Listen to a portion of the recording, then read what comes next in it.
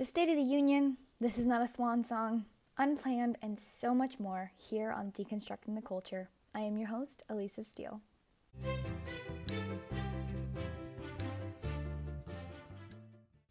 Something that I love about leftist ideology is its complexity. It's so complex, in fact, that not even leftists themselves can keep track of their ideology. It's become such a problem now that to this point, they now very, very much outwardly contradict each other and themselves in their crazy messaging. The truth is if you take leftist ideology and you follow it long enough, you find some really, really not only disturbing things and conclusions, but also you find that it contradicts some of their other core messages. Let me get to the point. In an article from Matt Walsh, he writes here about the State of the Union. And if you guys watch the State of the Union, then great. There were some really fantastic reviews about it. If you didn't watch it, basically, Trump gave us the State of the Union. He said some really great pro-life things. He said some really great things about ending human trafficking. And basically, the Democrats were having a bad attitude about it all. And they really didn't cheer for anything at all, refused to cheer for anything except for themselves. So, now that you had a recap of the State of the Union, you're welcome. If you haven't watched it, you don't have to watch it now. If you want to, go for it though. Well, for the State of the Union, all the female Democrats decided to dress in all white. Now, maybe on the outside you're just like, all right, whatever, you can dress like the mean girls. Oh, today you have to dress this way. But if you look at the underlying message, as I just explained, leftists have a hard time with their ideology and even anything they do, because anything they do at this point contradicts some other outrageous stances they've taken. So in Matt Walsh's words, the entire night was a huge display of transphobic and chauvinism. Now remember, Matt Walsh is rather sarcastic, so just go with it. On the part of biological female Democrats, that is. They dressed in an exclusionary manner, donning white pantsuits in celebration of women's suffrage or something. Notice how only biological females were invited to participate in this demonstration or protest, whatever it was. So true. Only biological females were dressed that way. You didn't see any men claiming that they were females for the night wearing white pantsuits. Walsh continues, to make matters worse, the entire white pantsuits brigade erupted in ridiculous applause to celebrate all of the women elected into Congress. And I put quotation marks around women because they're only celebrating the women who are biologically women. And why aren't they celebrating that non-biological women were elected to Congress? They didn't want to applaud unemployment or sex trafficking prevention, but they did take advantage of the opportunity to give themselves a standing ovation. But again, it was a highly discriminatory display. How can they applaud the achievement of women when the word women is just a social construct and has no discernible meaning? A woman could just as easily be a man, and then a man could be a woman. A member of either biological group could be genderless or pangender or trigender or gender questioning. When the Democrats celebrate women, they are merely celebrating the meaningless and arbitrary biological XY framework upon which any gender might be built. But to celebrate the framework is to negate the importance of a person's true gender, which may bear no relation to biology at all. This is their own logic. I'm just accepting it. For the sake of the argument anyways, liberals still have not faced the fact that their progressive gender theory completely undermines, negates, and rules out all of the feminist girl power stuff. They want to have their gender cake and eat it too. One minute they want us to believe that gender is fluid and a person's body parts have nothing to do with anything. Then, the next minute, they want us to jump for joy because a bunch of people with vaginas were elected to Congress. The two ideas stand in obvious conflict. They must choose, or else they will have to face the fact that every time they go off on a feminist tangent, they are, according to their own ideology, guilty of transphobic bigotry. Now, I 100% agree with this, and I bring it up and I read this piece because I think Matt is hilarious, especially in all of his sarcastic glory. But outside of that, that is the case. By the leftist movement trying to hold on desperately with one hand to feminism, so-called feminism, the right to kill your own children as they describe it, while also holding on desperately to this new wave leftist garbage movement that's being pushed by people like Bernie Sanders and AOC, And they have come into brutal conflict with each other within their own movement, and it's tearing apart their movement from the inside out, which is not necessarily bad, but it is bad for our country because now we can't even find common ground with anyone in their party because they can't even find common ground with each other. They can't even agree that women should have special rights and should be treated with special privileges and should be hired in special numbers, because then anyone can identify as a woman, and there you go, problem solved.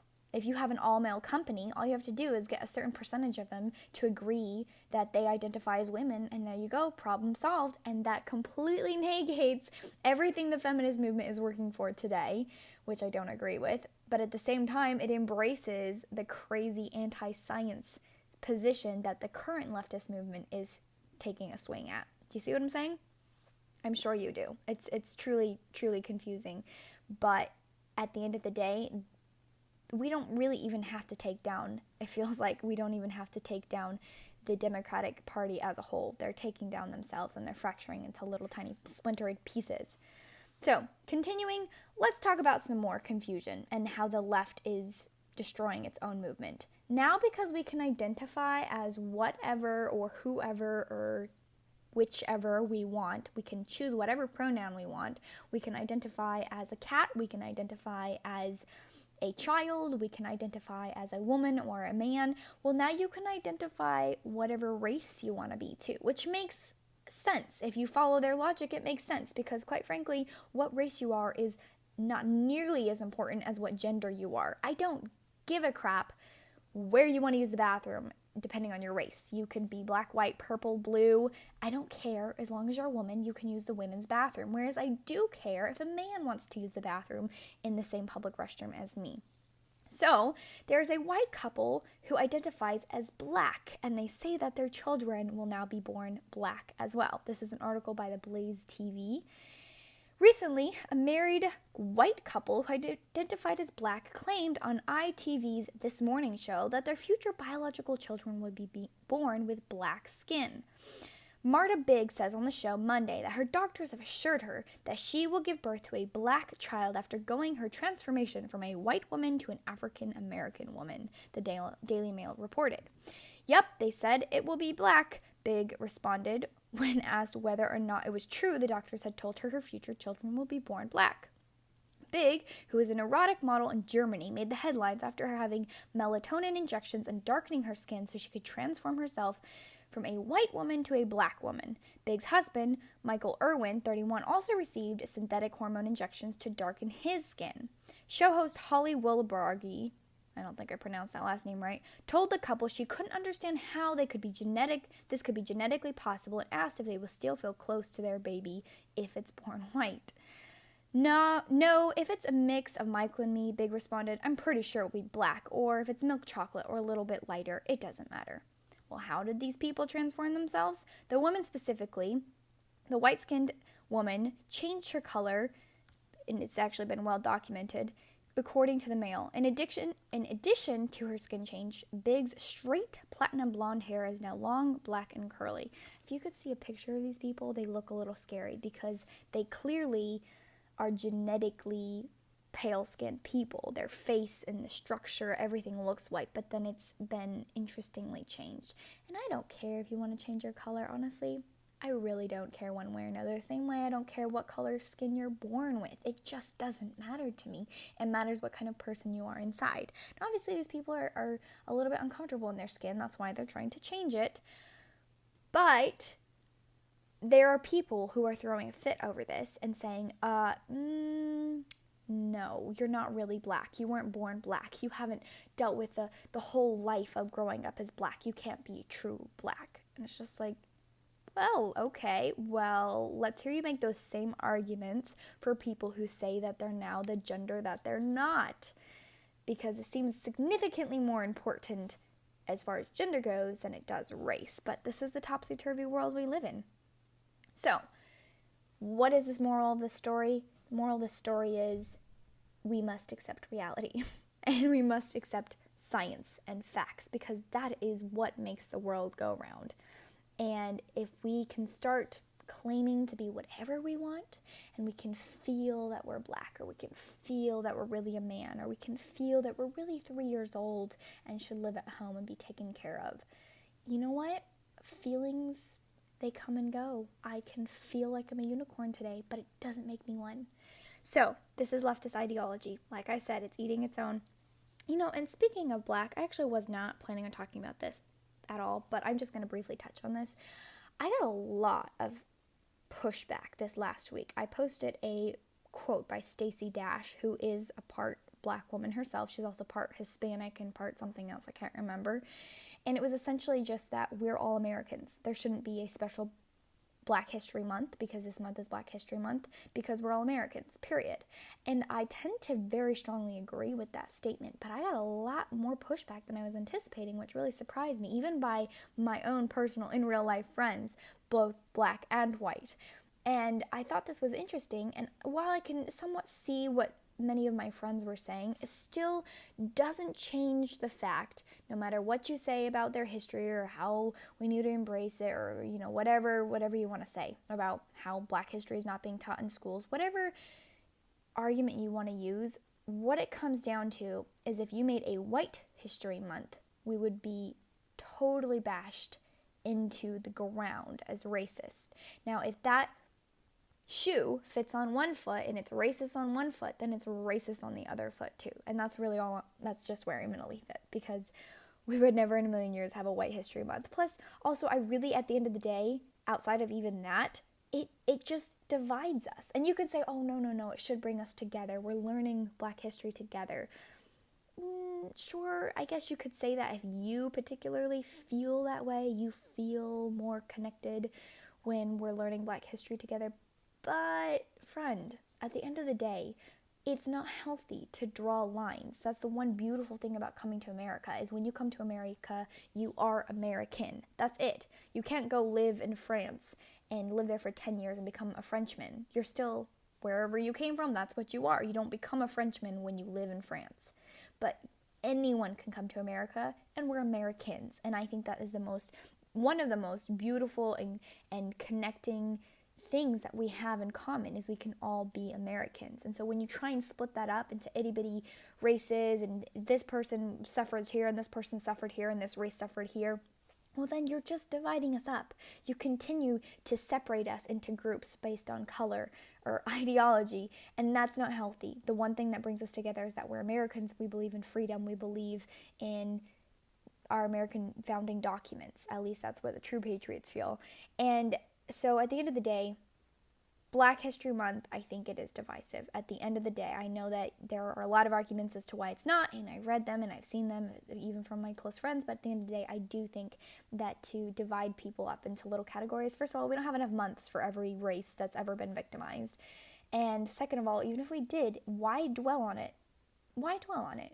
Why dwell on the fact that you're going to divide people into groups and this group needs to appreciate this group? No, we're all Americans and we can appreciate each other for being Americans. That's it. That's all we need. In my opinion, I should say. So, like I said, I know there's a lot of disagreement on that, but I was kind of surprised with the pushback. Now, we're going to go into what Facebook deems as a very important story. So, I don't know if you've ever heard of the dodo. The dodo bird is a bird that went extinct a long time ago, but essentially there's this Facebook or online platform called the dodo, and as far as I can tell, it's mostly just about animals, posting feel-good stories about animals, and I'm fine, I like animals, but a story that was recently posted, and I'll share a little clip of it, it's essentially this baby alpaca. It was born way too soon. It weighed 6 pounds when it was born, and according to the woman who was doing the video, baby alpacas are supposed to weigh between 15 and 20 pounds when they're born. So 6 pounds is very premature for this alpaca, right? Well, this goes on about how this teeny tiny alpaca, well, she was so little when she was born, her mom didn't even know if she'd make it, but she was such a survivor. And today, but little but fierce, watch Cody, that's the name of the alpaca, grow up and running all around the house, getting tucked into bed and making her mom laugh at her antics every day. Her mom being the human who takes care of her. I think it's weird and gross when people call themselves dog moms or whatever. You're not a mom if you have a pet, okay? That's all I have to say about that. But while there's nothing wrong with this, and it's great that this lady took care of this tiny little baby alpaca and helped it to thrive. I personally have a similar experience where there was a farmer near us, and he had goats, and the mother gave birth to 2 goats, and one of them she rejected. So this baby goat needed someone to bottle feed it from a day old. And so I bottle fed this baby goat, and it was my pet, and I loved him, and he's, I love pets. I love my own pets. I'm not a huge fan of some pets, which I won't go into right now, but I did love my baby goat, and it was awesome. It was a great experience raising it from little and helpless and rejected by its mother and taking care of it. But when we put as a society a huge emphasis on baby animals that are born premature at 6 pounds when they should weigh 15 to 20, and they're surviving, and then we spotlight that as a society and embrace that, that's great. But it's not great that we embrace that, but babies, actual human babies, are born early and are able to thrive if taken care of, but then we don't take care of them and we let them die, which happens in abortion cases where the baby's born alive instead of dead like they had hoped. So here's a little clip of that video, which is, I'm telling you, it's pretty cute. I mean, the alpaca is adorable, but I do think it's interesting and a little telling of our society that we're celebrating this alpaca so vigorously, but not our unborn babies, and then our babies who are born prematurely. When Cody was born, I saw her mom going into labor. I went over to assist, pulled on her little feet, and she just slid right out. She was so little, there was no pushing. The mom didn't actually even know she'd given birth. Cody was born at about 6.5 pounds. Most babies are born between 15 to 20 pounds, and I knew right away. She looked like a fetus. I brought Cody inside and gave her a bottle, and she guzzled it and just kind of showed me that she wanted to live. That kind of began the roller coaster that is Cody. Okay, so like I said, I just bring that up because while I think it's okay to love pets, it's not okay to glorify pets and not take care of the human species. Now, moving on to another abortion story, which I feel like we've all seen these kind of stories, but I needed to spotlight this today because this one hit really close to home for me.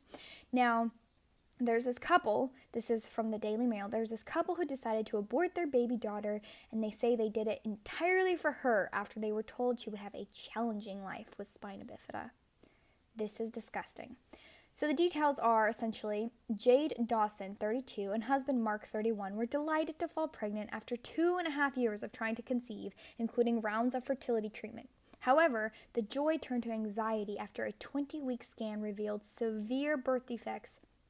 The couple were told that their daughter, whom they named Amelia, had a strong chance of being born with spina bifida and her life would be challenging. Okay, pause right there. A strong chance of being born with spina bifida. So not even like 100% she has spina bifida. It's a strong chance. Do you know how often? It's very, very often that babies are told that they're going to have a life-altering, painful situation, and then they're born and they're perfectly healthy. So let's just ignore for a second that it's just murder to kill any baby regardless of deformities, but they murdered a baby that may have a deformity, which means they could have just killed a perfectly fine baby. I mean, it's gross either way, but still, they may have spina bifida and their life may be challenging. Continuing. Also, anyone's life may be challenging. Doesn't matter if you're born with a birth defect or not. God knows I was born with a perfect human body, but I've had some very challenging things happen in my life. It doesn't make my life any less valuable because I've had some challenging things happen in my life. No, because you've had challenging things happen in your life. Trust me, your life is just as valuable as mine and this person with spina bifida and this person with autism. We're all valuable human life. So continuing with this, after considering surgery on Amelia in the womb, so there's actually even options to help, Jade and Mark made the heartbreaking decision to have a termination to free her of a life of pain. The couple decided to speak out and try and raise money for charity for Action Medical Research, which funds research for looking into spina bifida. Jade terminated the pregnancy at 22 weeks, just 2 weeks before the illegal UK deadline for abortion at 24 weeks. That is disgusting. There are babies who are born at 22 weeks and live. And not just that, that baby could have come to full term. You don't know. Only God knows. And the reason why this hits so close to home for me is I have a stepbrother. My stepdad, who adopted me, and you guys know that story if you follow me on Instagram, he had a son who was spina bifida, and he was told the same thing. He might have a challenging life. He might not live past whatever age. He might not ever be able to walk. He might have etc., etc., etc. So many things. They kept their baby because they're pro-life people. My stepdad and his ex-wife.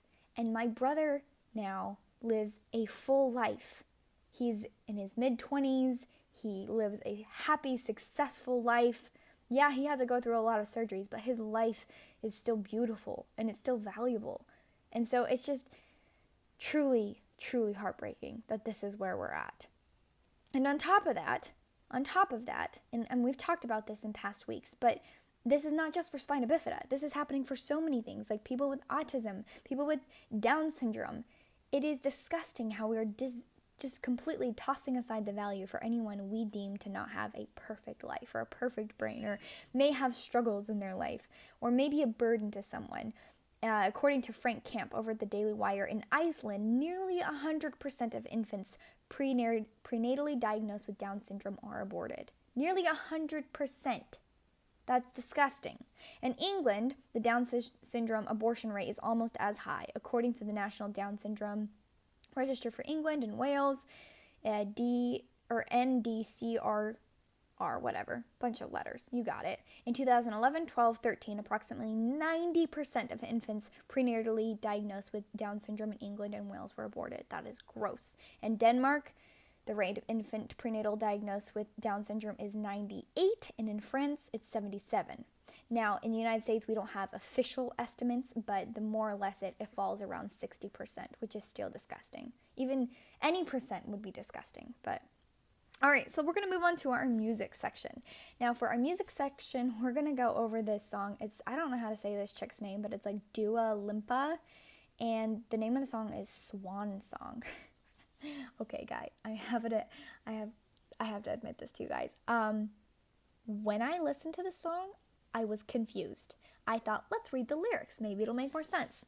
Nope, I was more confused. Oh my goodness, you don't even know the songs. Okay. Whew. We're going to play you a little bit of the clip, just real quick, and then I'll read you some of the lyrics, okay? Ready, set, go.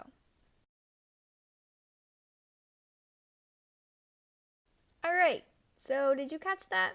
Neither did I. It was very confusing. It's hard to even find a theme in that song.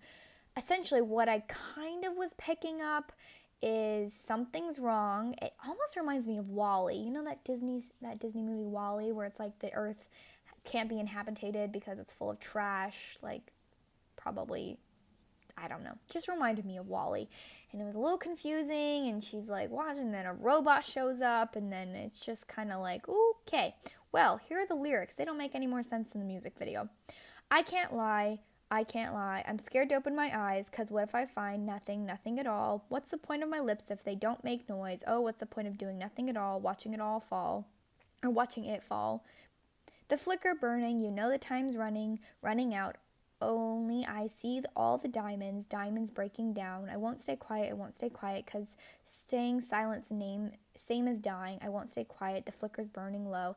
And it keeps going on, guys, like this. It doesn't even make sense. I read the whole thing 3 times and I couldn't figure it out. So, I've never had to do this before, but I had to look up what are the meaning of this lyrics. You want to know what it was? Okay, so basically, I went to this little website and it told me what the meaning of the song is, and it says it's a track in which the singer is challenging her companion to have the courage to enter a new life. This is based on aspects of their current reality that seems to warrant some form of protest. It's unclear whether the issues are relationship or other, probably relationship. But basically, there's a high value of whatever she's fighting for. Still sounds kind of vague, right? Well, then I decided to go to Handy Dandy Twitter, and what I found is a fan asked the artist, hey, what does this mean? Tell me the meaning behind it.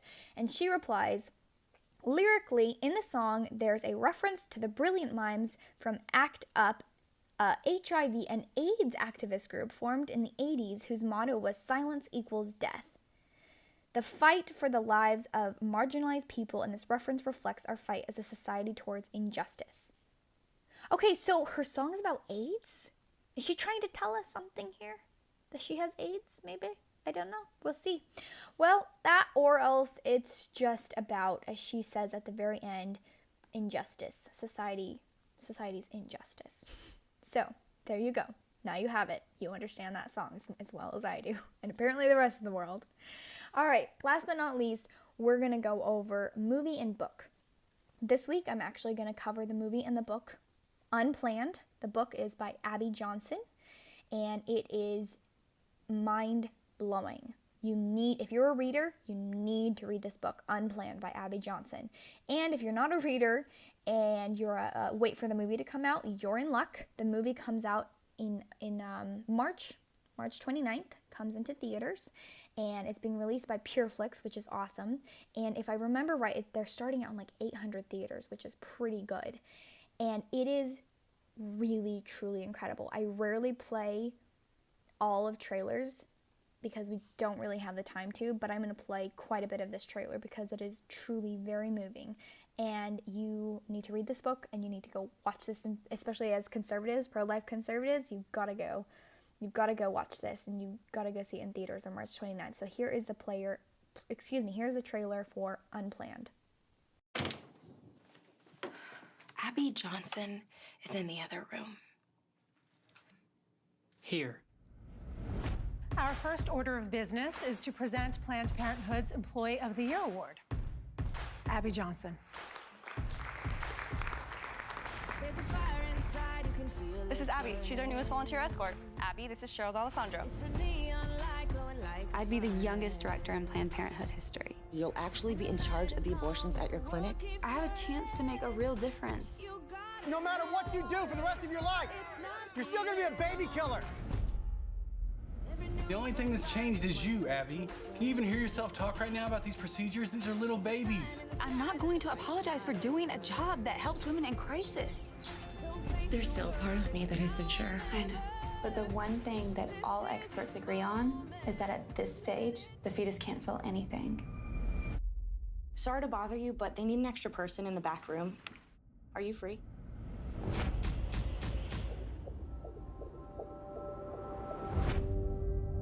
I saw it. It was like it was twisting and fighting for its life. We commend the souls of these hundreds of children. And Lord, we pray to end abortion. I really appreciate what you've done for us. I'll not forget it. 22,000 abortions. How do I even comprehend that? Rough day at the office? You could say that.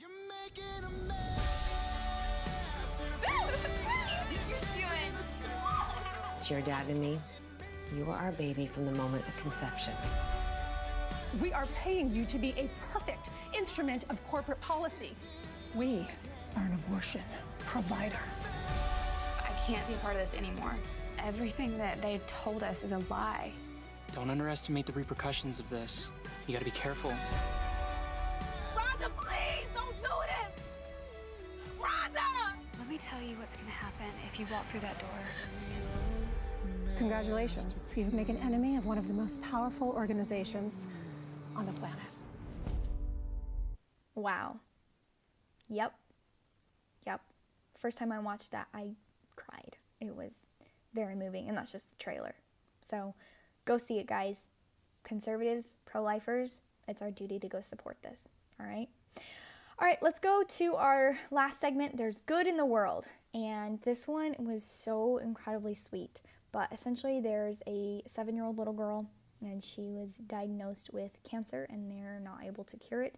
And it's her wish and her dream to become a cop. And so she was sworn in by a police officer as an honorary cop. And so here's a little bit of that clip. I now And forever promise promise to keep fighting the bad guys to keep fighting the bad guys until all of my cancer is gone. Until all my cancer's gone. Our greatest struggle is saying no to fear. We're strong in our faith. We believe in God. And, you know, the doctors can say what they say medically, but we know that God is the one that has her destiny in his hands. Guys, this just reminds us that there are good in the world. And even when we're struck with tragedy and heart-wrenching situations that just don't make sense, and maybe even makes us question our faith, there is still good in the world. There are good people, there are kind people who are willing to do extraordinary things, especially for children. So that's the good in the world clip. Last, we're going to answer one question. This is actually an unwilling question asker. This person on Instagram sent me this like question/comment and got really offended, and I was like, okay, well, I can answer, because they wanted like answers from me, and I was like, I'll answer on the podcast, and they're like, no, I don't want my question out there for everyone to hear. And I'm like, well, you messaged me, you kind of gave that right up, you decide to come into my inbox, I'm going to share whatever I want. So that's how that goes. Warning, if you're watching this, you send me a question or an angry, distasteful message, I have the right to share it. There you go. So this person, Katina Vanner, they put on here, when women are raped, they don't have a choice whether or not to keep their legs closed. I'm not trying to criticize, honey, you are, just wanted to comment on how incorrect and possibly disrespectful this statement is. So you're coming across really harsh, honey, but you're saying possibly and like softening it because you're not really sure. Whatever, regardless of that, you're right. When women are raped, they don't have a choice in the matter. I know this as someone who is a survivor of sexual assault myself. I get this. But, honey, listen to me. If a woman is raped while she didn't have any say in that happening to her, she does have a say over what happens to that innocent life growing within her. And two wrongs don't ever make a right. They just don't. Just because something horrible and terrible happened to you, it doesn't mean that going out and doing something horrible and terrible is going to fix that or heal that. It's not. It's going to compound that pain on you and your child. So, I don't know if you're asking this person here, if you're sharing this simply because you have an opinion and you want to share it, or if this is something that you went through. But if you are, I'm not saying this comment person, but if you're, as a listener, if you have been in this situation, or you have a friend who's been in this situation, there is redemption, there is grace, there is forgiveness, and that's something that you get through Christ. But just remember that something horrible happening to you never gives us the right to take another person's life. With that, we're out of time, we're over time. Have a wonderful rest of your day. God bless you. God bless America.